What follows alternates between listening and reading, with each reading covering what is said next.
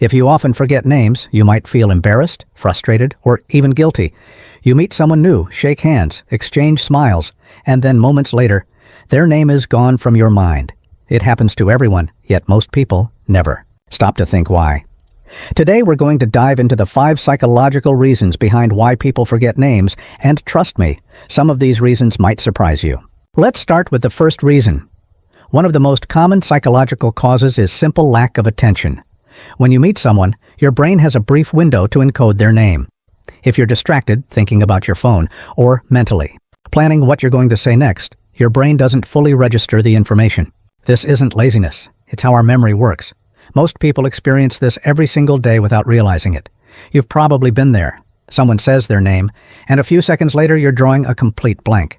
But here's the surprising part. Even if you consciously try to remember, your brain can still fail if attention wasn't fully there at the first moment. The second reason is stress and anxiety. Stress floods your brain with chemicals like cortisol, which interfere with memory formation. Think about it. You're at a networking event, your heart is racing, you want to make a good impression, and suddenly the person's name disappears from your mind. This is not uncommon. Anxiety doesn't just make us nervous, it actively blocks our brain's ability to store new information. Most people don't realize that the pressure of wanting to remember actually makes it harder to recall names. It's a cruel twist of human psychology, but it happens to almost everyone at some point. Moving on to the third reason, overloading your memory. Our brains have limits to how much new information we can handle at one time. If you're meeting several people in quick succession, or if the conversation is filled with new facts, ideas, or impressions, the name can simply get lost in the shuffle. This isn't a flaw, it's a survival mechanism. Your brain prioritizes other information it deems more important in that moment, like body language, context, or tone of voice. That's why at large gatherings, even though you remember someone's face, their name might slip completely. The fourth reason is what psychologists call lack of emotional connection. Names are easier to remember when you associate them with something meaningful or emotionally significant. Meeting someone for the first time and their name doesn't trigger any mental association makes it very easy to forget. Contrast that with someone who shares a funny story or a unique trait, or reminds you of someone you already know. That emotional or mental link makes the name stick. So if you've ever forgotten a name, it might not be your fault. It's just your brain filtering information based on importance.